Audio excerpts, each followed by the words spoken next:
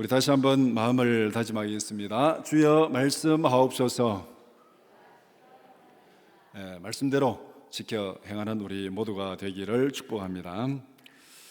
여러분은 자신을 누구라고 생각합니까? 그런 질문을 혹시 해보셨습니까? 또 간혹 그런 질문을 하게 되죠. 나는 누군가? 도대체 내가 누군가? 왜 이 땅에 사는가? 뭐 이런 질문이 갑자기 슥 들어오면 굉장히 또 고민스럽고 인생이 좀 띵해지는 그런 경우도 있습니다. 여러분의 장점은 무엇입니까? 여러분의 단점은 무엇입니까? 여러분의 영원한 신분은 무엇입니까?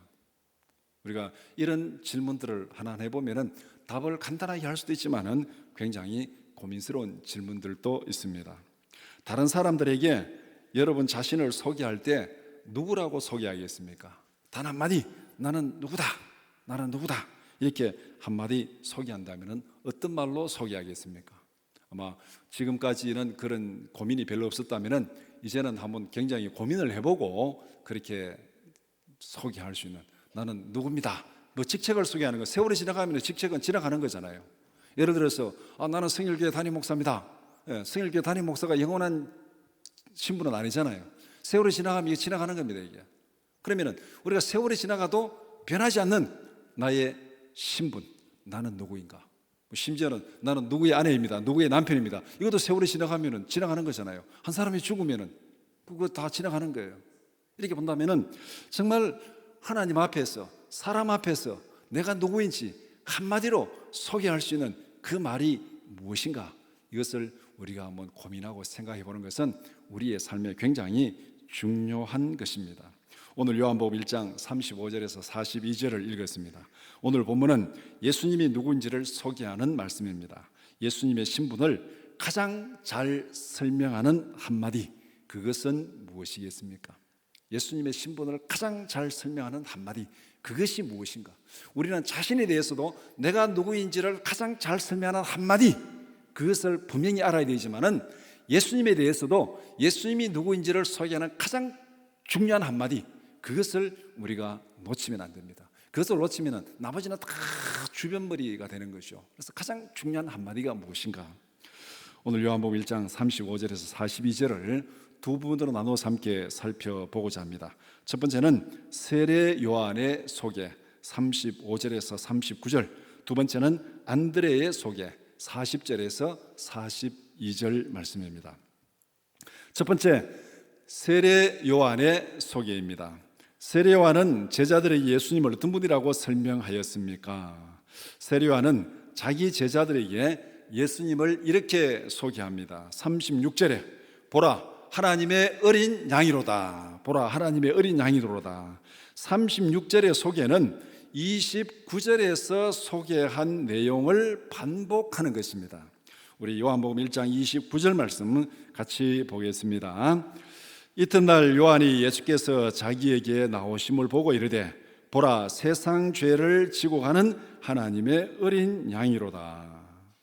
예수님께서 자기에게 나오시는 것을 보고 세상 죄를 지고 가는 하나님의 어린 양이로다. 세례 요한이 소개한 예수님은 누구입니까? 세상 죄를 지고 가는 하나님의 어린 양. 예수님을 볼 때 누구의 아들이다, 어디에 사는 누구다, 목수다, 이렇게 소개하지 않고 세상 죄를 지고 가는 하나님의 어린 양이다, 이렇게 예수님을 소개했습니다. 그러니까 이 부분에서 두 가지로 딱 세상 죄를 지고 가는 하나님의 어린 양, 이 둘로 딱 나누어 가지고 내용을 설명해 보면, 첫 번째는 예수님은 세상 죄를 지고 가는 분입니다. 세상 죄를 지고 가는 분. 여기에서 세상 죄를 지고 간다는 것, 지고 간다는 것은 세상 죄를 제거한다는 의미입니다. 여기에 죄가 이만큼 있다면 그것을 다 모아서 내가 지고 간다. 그러면 여기에는 죄가 있습니까, 없습니까? 없는 거예요. 세상의 죄를 다 모아가지고 자기가 지고 갔습니다. 그러면 세상에는 죄가 없는 거죠.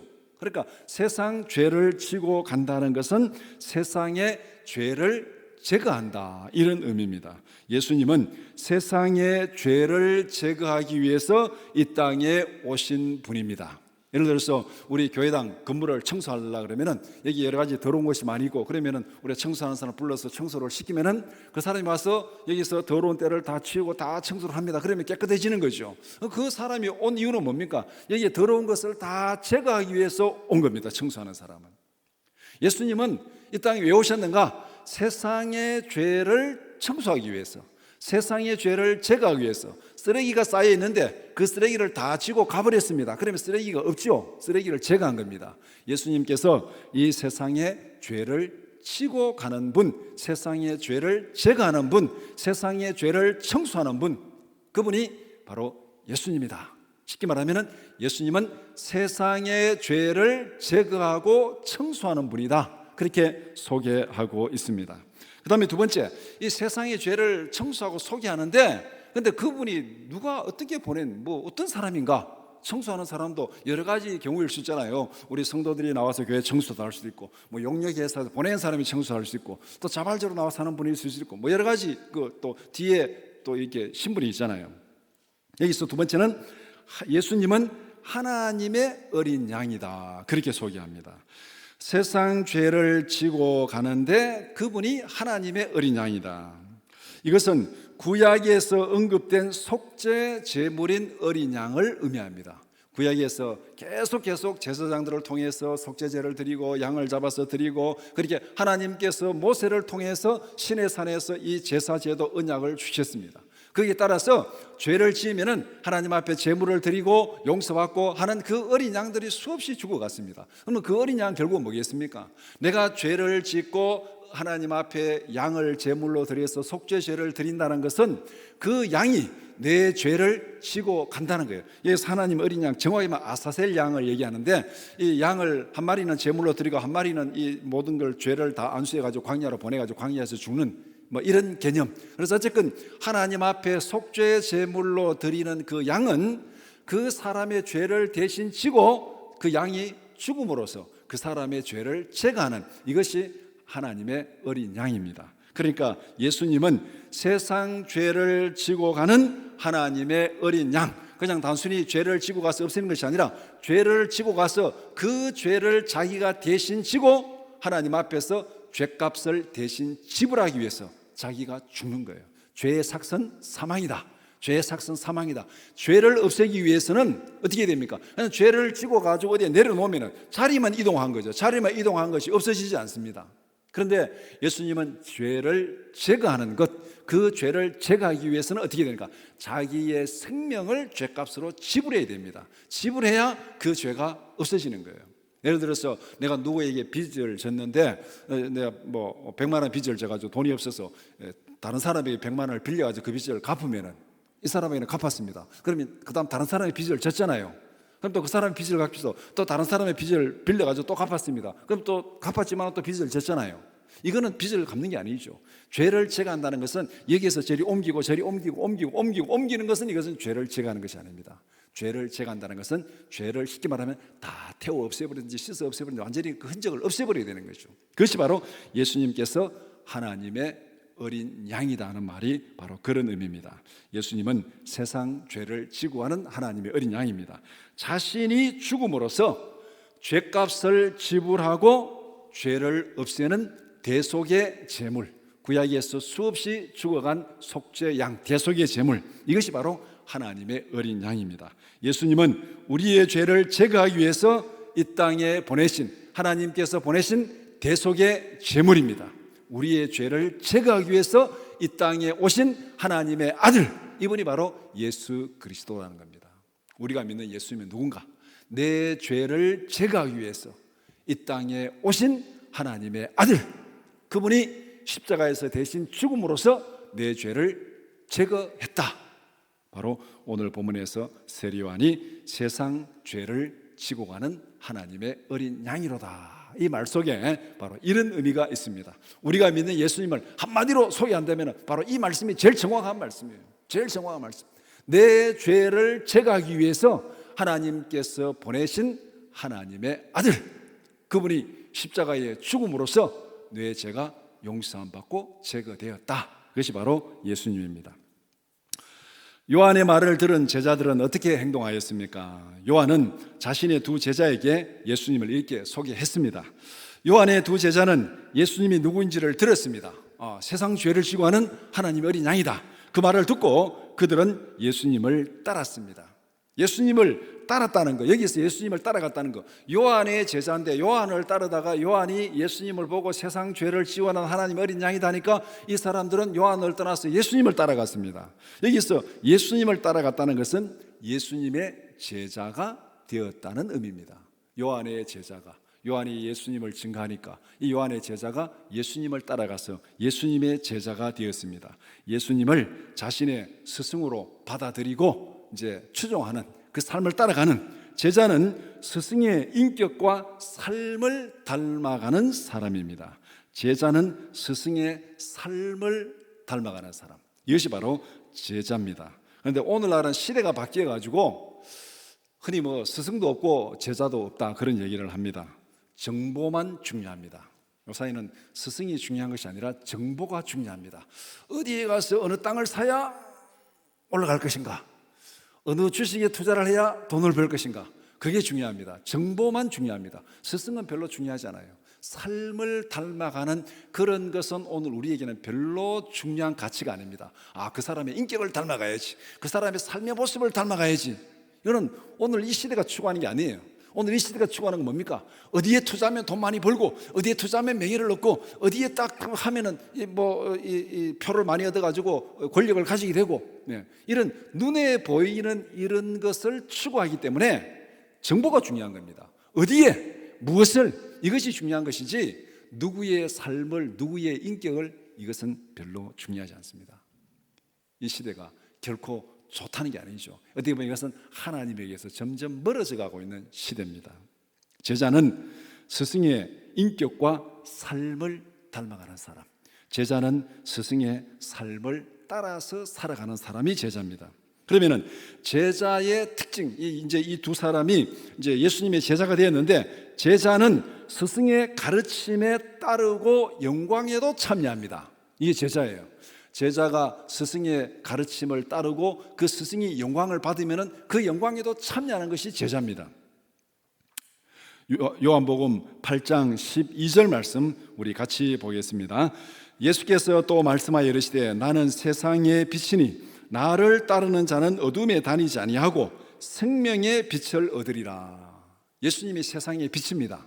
그러면 예수님을 따르는 사람은 어둠에 다니지 않는 거예요. 예수님의 빛을 받아가지고 그 영광의 빛에 참여하는 자들, 예수님이 빛이니까 빛을 따르는 사람은 빛에 참여하는 거죠. 이것이 제자입니다. 예수님의 가르침에 따르고 그 영광에도 참여하는 것. 그 다음에 두 번째, 제자는 가르침에 따르기 위해서 고난의 자리도 피하지 않습니다. 스승의 가르침에 따르기 위해서, 스승의 삶을 닮아가기 위해서 고난이 닥쳐도 그 자리를 피하지 않는 것이 제자입니다.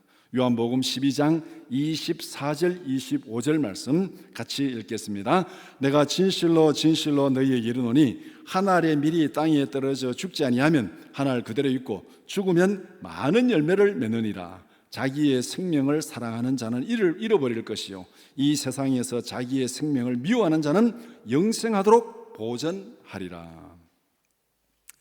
예수님께서 그 삶을 지키고 그 삶을 이루어가고 사명을 완성하기 위해서는 십자가의 고난이 그 앞에 있었고 죽음이 그 앞에 있었습니다. 다른 사람의 죄를 제거하고 구원하기 위해서, 생명을 살리기 위해서는 자기를 희생하는 수고가 있었습니다. 예수님을 닮아간다는 것은 바로 이런 수고의 자리, 이런 고난의 자리도 피하지 않는 것, 이것이 바로 예수님의 제자가 되는 삶입니다. 영광은 누리고 고난에는 도망친다면 그것은 제자가 아닙니다. 예수님의 제자는 예수님이 누리는 영광에도 참여하고 예수님이 겪은 고난에도 참여하는 것. 그래서 로마서에서는 우리가 그리스도와 함께 죽었으니, 그리스도와 함께 십자가에 죽었으니 그리스도와 함께 부활의 영원한 영광에 참여한다. 그러니까 제자는 고난에도 참여하고 영광에도 참여하고 예수님의 십자가의 고난에도 참여하고 부활의 영광에도 참여하는 것, 이것이 진짜 제자입니다. 영광은 누리고 고난이 닥칠 때 도망친다면 그 사람은 제자가 아닙니다. 이런 의미에서 우리 모두가 예수님의 진실한 제자들이 되기를 축복합니다. 십자가의 고난도 마다하지 아니하고 부활의 영광을 소망하며 예수님을 따라가는 사람, 이것이 진짜 제자입니다. 예수님은 자기를 따르는 요한의 제자들에게 어떤 질문을 하였습니까? 예수님은 자기를 따르는 사람들에게 이렇게 질문합니다. 38절에 무엇을 구하느냐? 너희가 찾는 것이 무엇이냐? 너희가 나를 따르는 동기가 무엇이냐? 나를 통하여 너희가 얻고자 하는 것이 무엇이냐? 이 질문입니다. 무엇을 찾느냐? 무엇을 구하느냐? 나를 따르는 동기가 뭐냐? 나를 믿는 동기가 뭐냐? 나를 통해서 얻고자 하는 것이 무엇이냐? 왜 나를 따라오느냐? 이 질문을 지금 하고 있는 거예요. 굉장히 중요한 질문이죠. 우리는 왜 예수님을 믿고 따릅니까? 우리가 예수님을 믿는 이유가 무엇입니까? 우리가 예수님의 제자라면서, 크리스찬이라면서, 그리스도인이라면서 예수님의 삶을 닮아가는 그 이유가 무엇입니까? 왜 우리가 예수님을 닮아서 살아가야 됩니까? 이 질문은 오늘날 우리에게 대단히 중요한 질문입니다. 고난의 때일수록 우리가 예수님을 믿는 이유가 분명해야 됩니다. 제자는 영광에도 참여하고 고난도 피하지 않는 것이 제자라고 그랬습니다. 영광을 누리는 일에는 사람들이 너무나도 많이 모입니다. 그런데 고난이 따르면 세상 사람들은 떠나가 버립니다. 세상 권력도 그렇잖아요. 권력자가 막 영광을 누리고 인기가 있을 때는 사람들이 확 모여듭니다. 그러다가 권력자가 인기가 없고 사람들에게 비난을 받으면 다 떠나가 버립니다. 이거는 제자가 아니에요. 정보를 따라서 어디 가면은 내가 유익을 얻을까? 그걸 정보를 따라 움직이는 사람은 그래 움직이지만은 제자는 그렇지 않습니다. 영광이 닥쳐도 거기에 있고 고난이 닥쳐도 그 길을 가는 것, 그것이 바로 제자입니다. 그렇다면 우리가 예수님을 따르는 것은 정보를 따라가는 거 아닙니다. 예수님의 제자의 삶을 살아가는 것입니다. 고난의 때일수록 오늘날 우리가 살아가는 이 시대, 지금 이 코로나로 인해서 이때가 예수를 믿는 게 상당히 힘든 시기입니다. 고난의 때입니다. 직장에서조차도 손가락질을 받고 교회 가서 예배드리는 것 자체가 사람들에게 눈치 봐야 되는 그런 지금 고난의 시대, 이 무언의 압력들이 우리에게 많이 있는 이럴 때일수록 내가 왜 예수를 믿는지, 내가 왜 예수님 앞에 거룩한 삶을 살아야 되는지, 내가 왜 하나님 앞에 예배 자리에 나가야 되는지 그 이유를 우리가 분명히 알아야 됩니다. 세상 사람들이 추구하는 것은 무엇입니까? 앞에서 스승은 별로 중요하지 않고 정보만 중요하다 그랬는데 왜 세상 사람들에게 정보가 중요합니까? 세상 사람들이 추구하는 것이 예수님이 말하는, 성경에서 말하는 그런 것이 아니기 때문에 그들은 정보가 중요한 것입니다. 세상 사람들이 추구하는 특징을 성경에서 이렇게 말씀합니다. 요한일서 2장 16절 말씀 같이 보겠습니다. 이는 세상에 있는 모든 것이 육신의 정욕과 안목의 정욕과 이생의 자랑이니 다 아버지께로부터 온 것이 아니요 세상으로부터 온 것이라. 세상 사람들이 추구하는 것, 창세기에서 하와가 추구한 것부터 시작해가지고 다 이 계통을 따라가고 있습니다. 육신의 정욕, 안목의 정욕, 이생의 자랑, 이것이 세상 사람들이 추구하는 것입니다. 이것은 하나님께로부터 온 것이 아니라 그랬습니다. 이것을 추구하면서 하와가 범죄했잖아요. 하나님 앞에 불순종했잖아요. 선악과를 따먹고. 그 범죄의 계통이 지금까지도 계속 흘러내려오고 있습니다. 세상 사람들은 지나가는 세상의 것들을 찾고 구합니다. 그러니까 이들에게는 제자의 삶이라는 것은 별로 중요하지 않습니다. 스승은 별로 중요하지 않습니다. 정보가 중요한 거예요. 정보가 중요한 거예요. 그런데 예수님을 따르는 사람들이 구하는 것은 무엇입니까? 세상이 구하는 것 그 이상입니다. 요한일서 2장 17절 말씀 같이 보겠습니다. 이 세상도 그 정욕도 지나가되 오직 하나님의 뜻을 행하는 자는 영원히 거하느니라. 이게 차이입니다. 세상 사람들이 구하는 것하고 예수를 따르는 사람들이 구하는 것하고 한 끗 차이입니다. 세상 사람들이 구하는 것은 요한일서 2장 16절이고 예수를 따르는 사람들이 구하는 것은 요한일서 2장 17절입니다. 그야말로 한 끗 차이잖아요. 한 끗 차이입니다. 세상도 지나가고 그 정욕도 지나가되 오직 하나님의 뜻을 행하는 자는 영원히 거하느니라. 우리가 추구하는 것은 영원한 신분, 영원한 진리, 이것을 우리가 구하는 거예요. 그러니까 여기에는 정보도 중요하지만 더 중요한 것이 스승입니다. 그 정보를 가르쳐주고 그 정보를 삶으로 실천하는 스승이 중요한 거예요. 정보만 가르쳐주고 떠나버리면 그건 스승이 없는 거죠. 정보만 있는 거예요. 그러니까 정보는 인터넷 상에 그냥 수도 없이 많이 떠돌고 뭐 정보는 많이 떠돕니다. 그런데 거기 스승은 없어요. 그러나 영혼을 추구하고 진리를 추구하는 데는 정보도 중요하지만 그 정보를 전달한 스승이 더 중요한 거예요.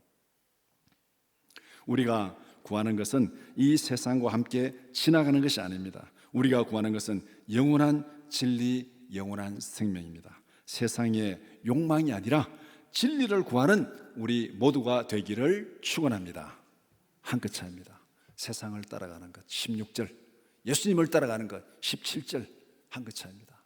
영원한 것을 추구하고 영원한 생명, 영원한 진리를 추구하는 그것이 바로 우리가 예수를 믿고 따르는 이유입니다. 두 번째, 안드레의 소개입니다. 요한의 소개를 듣고 예수님을 따른 사람들은 누구였습니까? 세례 요한의 말을 듣고 예수님을 따른 사람은 둘이었습니다. 오늘 본문에 그 중에 하나를 구체적으로 언급합니다. 하나에 대해서는 언급이 없어요. 하여튼 둘이 같이 갔어요. 둘이 같이 갔는데 한 사람에 대해서는 구체적으로 언급하고 한 사람은 언급을 하지 않습니다. 그 중에 하나가 누구냐면 이름은 안드레입니다. 요한의 아들 시몬의 동생입니다.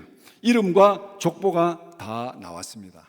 누구인지, 누구 집에 누구 아들인지 다 족보가 나왔어요. 그렇다면 나머지 한 사람은 누구이겠습니까? 두 사람 중에 한 사람은 언급하고 왜 한 사람은 언급하지 않았느냐? 이것이 오늘 이 본문을 들여다보고 해석하는 사람들이 던지는 질문입니다. 그래서 여기서 내린 그 질문에 내린 답변이 뭐냐면은 아마도 나머지 한 사람은 이 요한복음을 기록한 요한일 것이다. 그러니까 요한이 이것을 기록하면서 자기는 언급하지 않고 안드레를 언급하는, 그래서 나머지 한 사람, 안드레와 같이 갔던 예수님을 따른 그 사람은 요한 자신일 것이다. 그렇게 추정을 합니다. 성경을 보면은 안드레는 제자들 중에서 핵심이 아닙니다. 오늘 이 본문에 한 사람은 무명으로 남겨놨는데 한 사람은 안드레라고 이름까지 밝히고 집안까지 밝혀가지고 구체적으로 다 설명을 했는데 성경에 보면 안드레는 제자 중에서 핵심이 아닙니다. 예수님이 변화산에 데리고 간 제자들이 핵심입니다. 12명 중에 그 중에서도 핵심이 있었는데 그 핵심은 예수님께서 변화산에 데리고 간 제자 세 사람, 그 사람들이 핵심입니다. 마가복음 9장 2절 말씀 같이 보겠습니다. 엿새 후에 예수께서 베드로와 야고보와 요한을 데리시고 따로 높은 산에 올라가셨더니 그들 앞에서 변형되사, 변화산에서 예수님이 변화된 그 모습을 보여주는 그 사람들, 그러니까 여기에서 엄선해가지고 세 사람을 데려갔는데 베드로, 야고보, 요한, 이 세 사람 데려갔습니다. 여기 안드레 이름은 없습니다. 그러니까 안드레는 핵심 세 사람 뽑으면은 거기에 끼지 못합니다. 안드레의 비중은 어쩌면은 그들 다음에 한 네 번째 정도가 안드레의 비중이 아닐까, 그렇게 생각해 볼 수 있습니다. 마가복음 13장 3절 말씀 같이 보겠습니다. 예수께서 감람산에서 성전을 마주 대하여 앉으셨을 때에 베드로와 야고보와 요한과 안드레가 조용히 묻되, 베드로, 야고보, 요한은 여기도 똑같이 순서가 1, 2, 3, 그 다음에 네 번째 들어오니까 안드레, 이렇게 들어왔습니다. 이렇게 보면은 이 베드로와 안드레가 형제고 야고보와 요한이 형제고 이 네 명이 이제 한 형제한데 그 중에 세 명을 뽑으면은 베드로, 야고보, 요한, 한 명 더 끼우면은 안드레. 이렇게 이제 안드레가 핵심에는 못 들어가지만은 그 중간에서 왔다 갔다 하는 그런 이제 이 무게감이 있는 사람이 안드레입니다. 그런데 오늘 본문은 안드레를 주인공으로 부각시킵니다. 성경에서 말하는 핵심 세 사람은 아닌데 오늘 본문은 안드레를 부각시킵니다. 본문이 안드레를 주인공으로 부각시키는 이유는 무엇입니까? 그 이유는 바로 뒤에 있는 41절이 설명합니다. 예수님을 만난 안드레는 누구에게 예수님을 소개하였습니까? 41절 말씀. 안드레는 예수님을 만나서 예수님과 하루를 지냈습니다. 함께 있는 동안에 많은 대화를 나누었을 것입니다.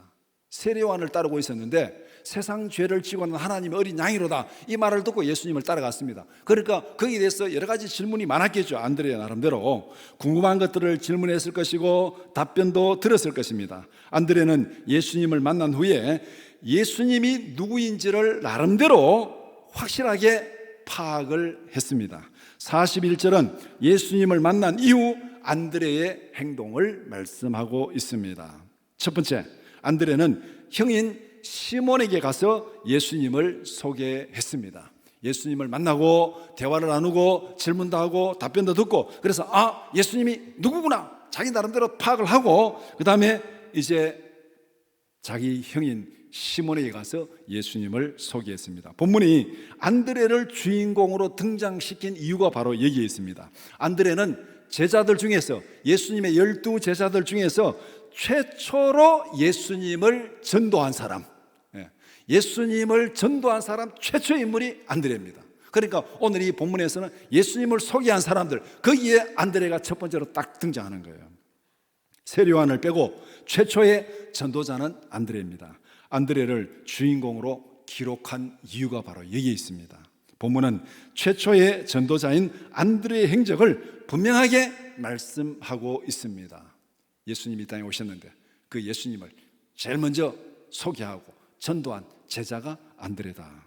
두 번째, 안드레는 시몬에게 예수님을 소개했는데 어떻게 소개했느냐? 메시아다, 메시아다, 그렇게 소개를 했습니다. 우리가 메시아를 만났다. 그리스도, 그러니까 메시아는 히브리어로 메시아고 그리스도는 헬라어로 그리스도고 같은 겁니다. 같은 거. 우리가 그리스도를 만났다, 메시아를 만났다, 우리가 그리스도를 만났다. 이때는 유대인들이 메시아 대망 사상이 굉장히 강하게 있을 때입니다. 이제 이 우리를 구원할 메시아가 오실 것이다, 메시아가 오실 것이다. 말라기 이후에 메시아의 대망 사상이 굉장히 강하게 자리 잡고 있는, 메시아가 오실 것이다, 그렇게 기대하고 있는 그 시대였습니다. 그런데 우리가 메시아를 만났다 확실하게 증거하고 있는 것은 굉장한 뉴스입니다.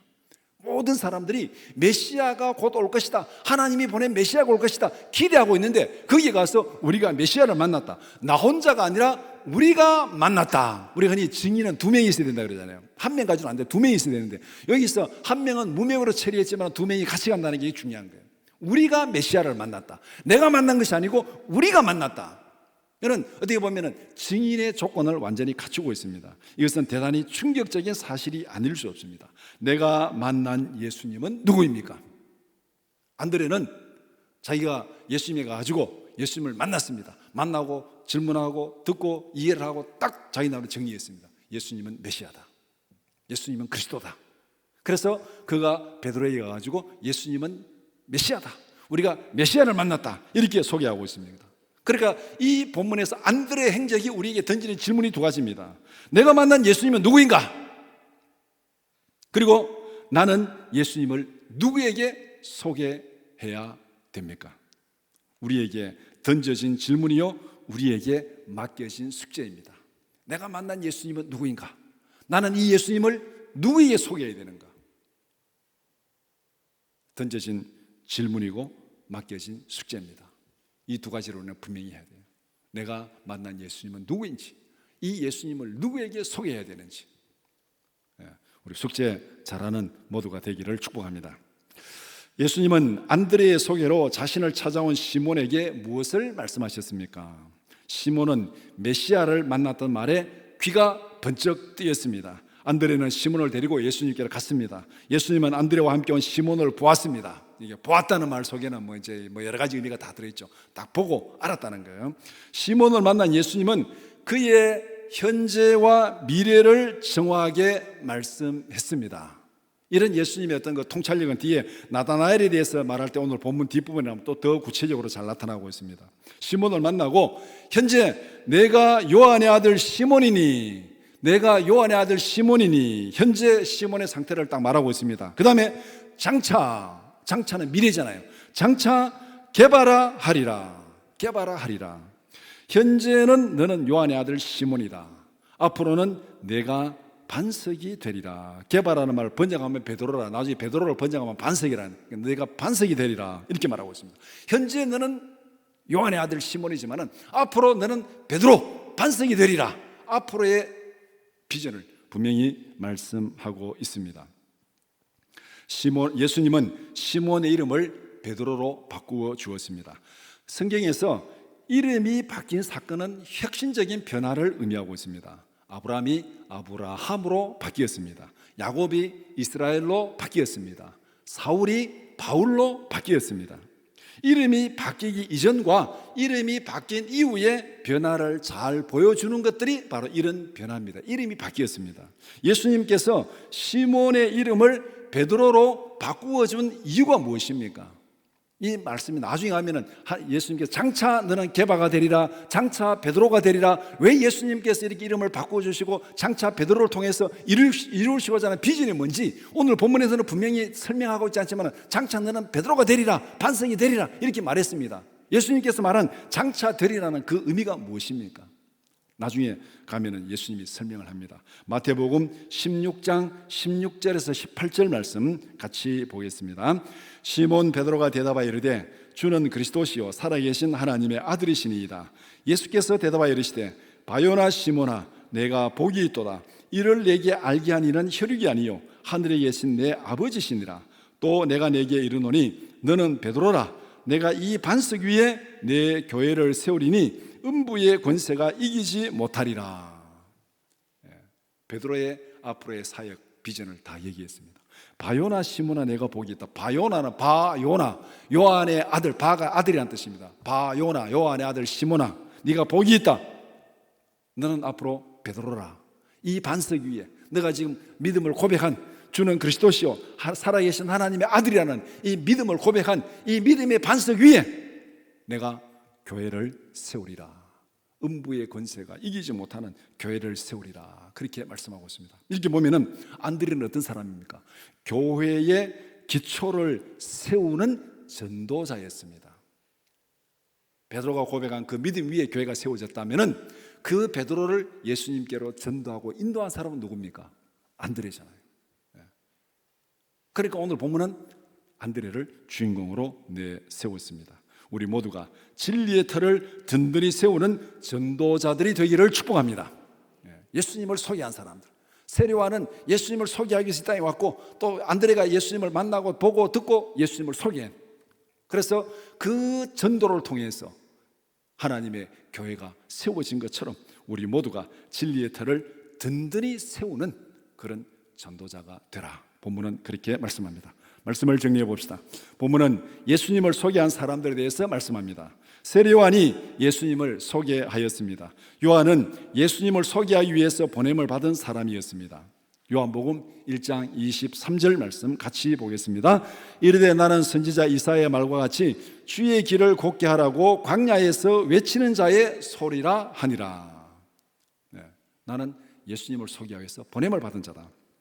세례요한은 광야에서 사람들에게 예수님을 소개했습니다. 요한복음 1장 29절 말씀 같이 보겠습니다.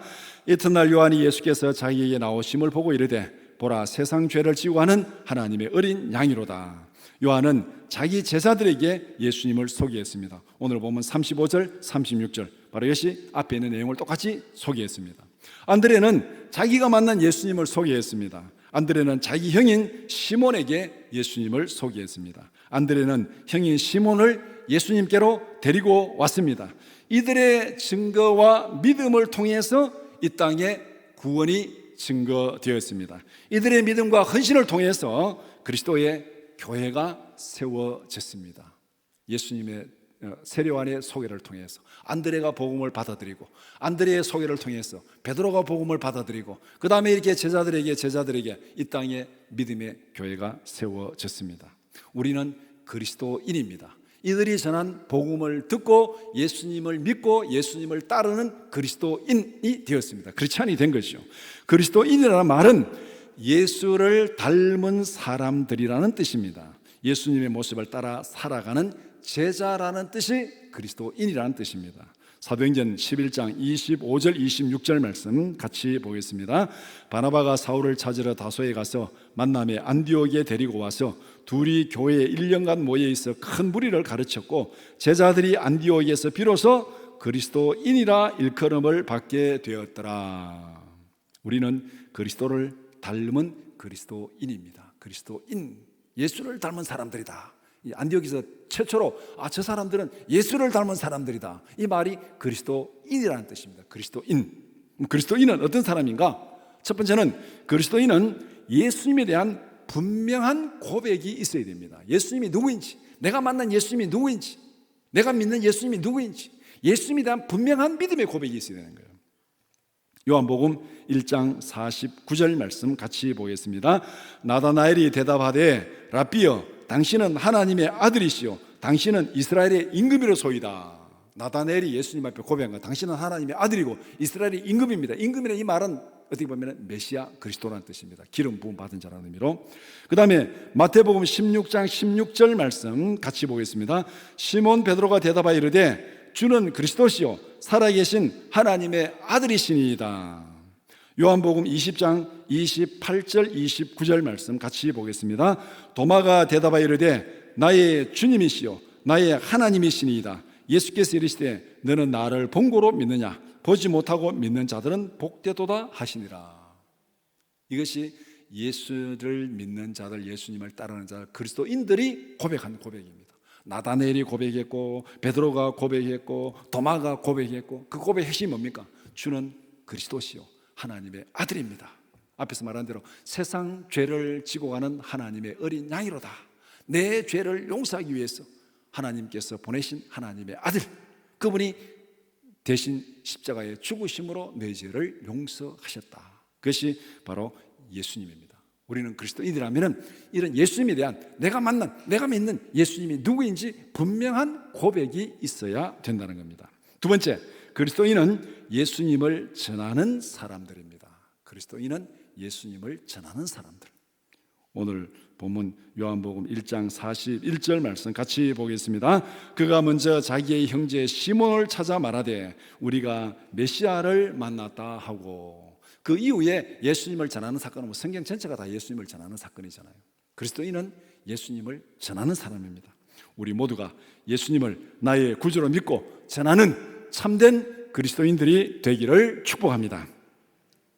함께 기도하겠습니다. 첫 번째 기도할 제목은 내가 믿는 예수님은 누구인지 그 실체를 분명히 깨닫게 하소서. 두 번째, 예수님을 통한 대속의 은혜가 나의 삶에 구원의 풍성한 기쁨으로 임하게 하소서. 세 번째, 내가 믿고 경험한 구원의 은혜를 자랑하고 전하게 하소서. 다 같이 통성으로 기도드리겠습니다.